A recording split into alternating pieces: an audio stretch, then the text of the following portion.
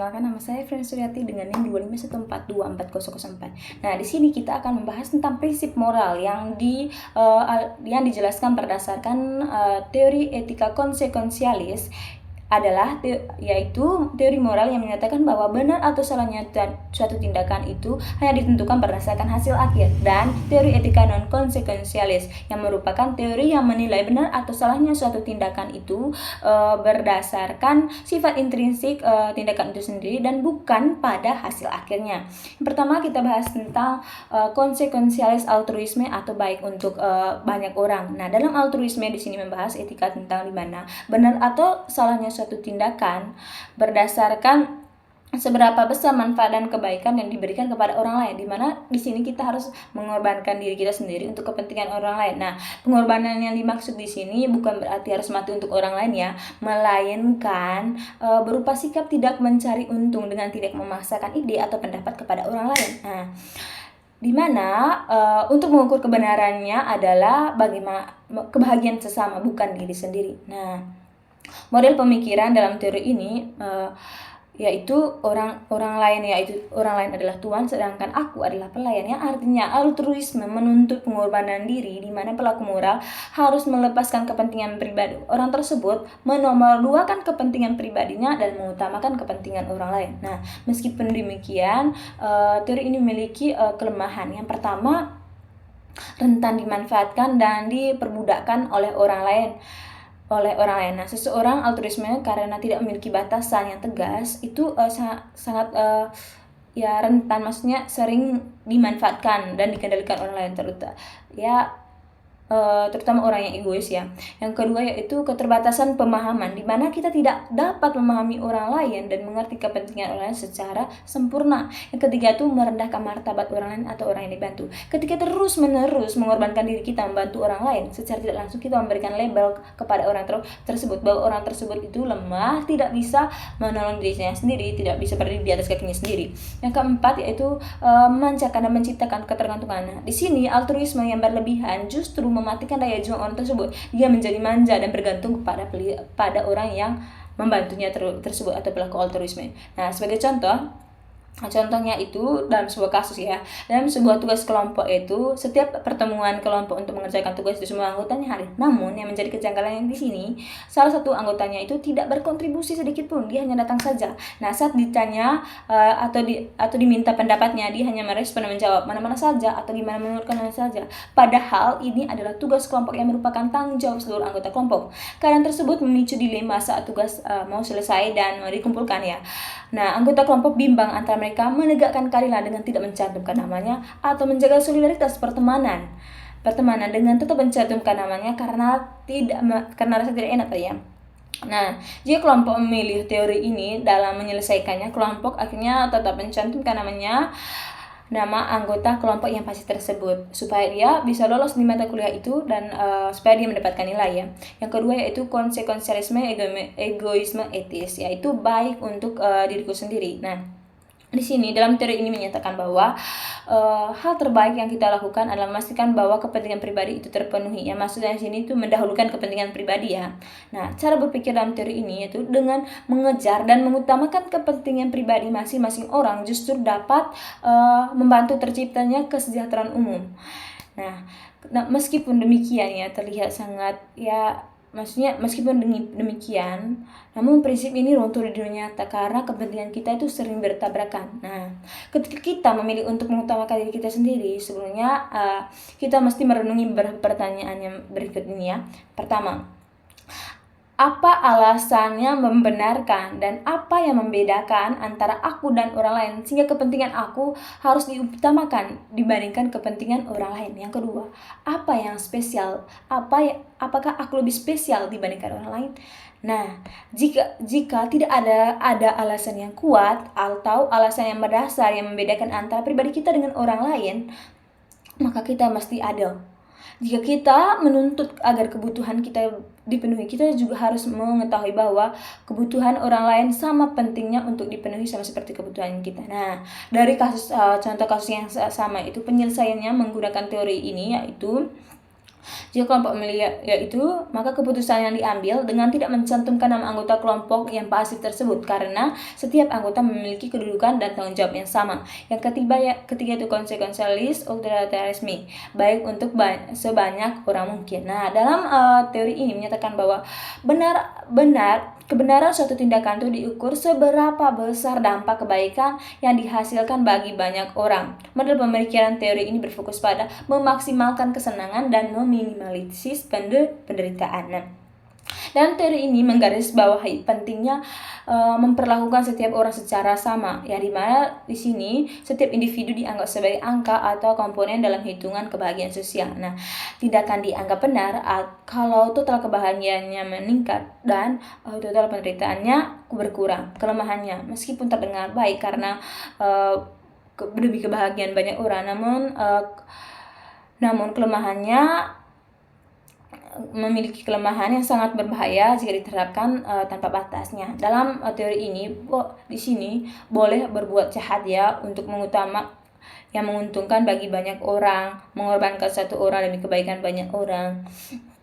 Yang kedua itu kenikmatan sesaat. Nah, kesenangan dan kenikmatan adalah sesuatu yang sulit kenikmatan yang sulit diukur maksudnya.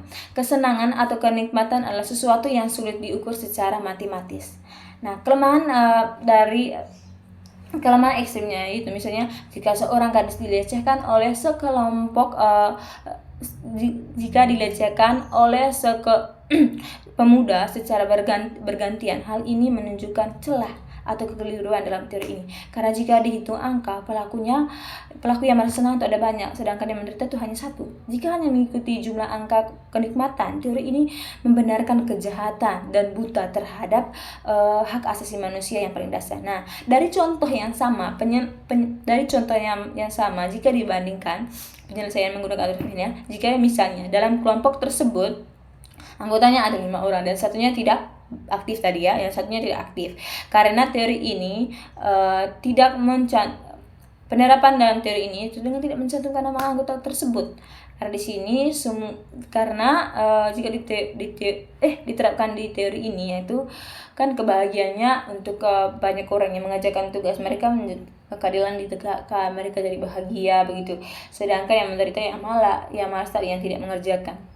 Keempat itu etika non konsekuensialis, etika Kant. Nah, etika Kant menyatakan bahwa setiap tindakan tidak ada yang netral. Nah, setiap tindakan itu mempunyai nilai moralnya sendiri sejak awal. Benar atau salahnya suatu tindakan sama sekali tidak ditentukan oleh hasil akhir atau akibatnya. Tindakan mencuri, berbohong, membunuh adalah hal yang dasarnya merupakan tindakan yang buruk. Jadi sehingga diwajibkan untuk tidak dilakukannya tanpa peduli apapun hasilnya. Nah, ada 3 prinsip yang menandai bahwa tindakan itu wajib dilakukan. Yang pertama, prinsip hukum umum. Ya, di sini yaitu kita mesti jangan membuat pengecualian untuk diri kita sendiri. Kita harus jika kita melakukan suatu, bayangkan jika semua orang melakukan hal yang sama, pikirkan apa akibatnya, apa yang akan terjadi. Nah, yang kedua tuh prinsip menghargai martabat. Nah, di sini kita tidak boleh memperalatkan orang lain ataupun memanfaatkan orang lain ya. Yang ketiga itu prinsip otonomi. Katakan bahwa wajib berbuat baik apapun konsekuensinya dengan mengabaikan perasaan yang dialami. Mungkin jujur menyatakan benar itu merugikan atau tidak enak ya, tapi jujur itu tetaplah jujur. Nah, di sini kita jujur itu bukan karena ingin dinilai sebagai orang yang baik ya, tetapi karena jujur adalah hal yang benar untuk dilakukan. Meskipun demikian, etika memiliki kelemahan. Yang pertama, terlalu individualistik. Nah, teori ini terlalu fokus pada kesucian moral diri sendiri ya, sehingga kadang mengabaikan situasi sosial di sekitarnya. Yang kedua, kaku saat menghadapi dilema moral. Kan tidak memberi jalan keluar yang jelas ketika dia menghadapi situasi dilema moral di mana ada 2 kewajiban moral yang bertabrakan secara bersamaan. Yang ketiga yaitu butuh kelubesan. Dalam kehidupan nyata, prinsip yang terlalu kaku seringkali buntu. Kita butuh keluasan untuk melihat situasi secara konkret dan terbuka pada pengecualian tertentu berdasarkan konteksnya. Nah, dari contoh kasus yang sama, penyelesaiannya dengan teori ini jika diterapkan, yaitu keputusan diambil yaitu bersikap jujur dengan tidak mencantumkan nama anggota yang tidak aktif tersebut karena dia tidak berpartisipasi dan tidak menjalankan tanggung jawabnya sebagai anggota kelompok. Yang kelima itu non-noding atau kepedulian. Dalam teori ini membahas tentang bagaimana di mana etika kepedulian itu tidak tertarik tentang bagaimana kita membuat penilaian benar salah, melainkan tentang bagaimana meningkatkan rasa kemanusiaan kita. Nah, atau lebih sederhananya ya, etika kepedulian ini menjelaskan bahwa moralitas yang sejati tidak lahir dari aturan yang kaku, melainkan dari rasa peduli dan hubungan nyata antara manusia. Nah, meskipun dalam teori ini mengutamakan kepekaan, kepedulian, atau empati antar sesama manusia, masih memiliki kelemahan. Yang pertama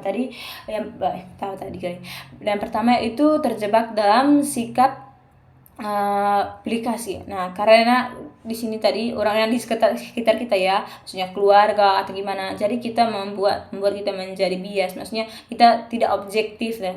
Terus yang kedua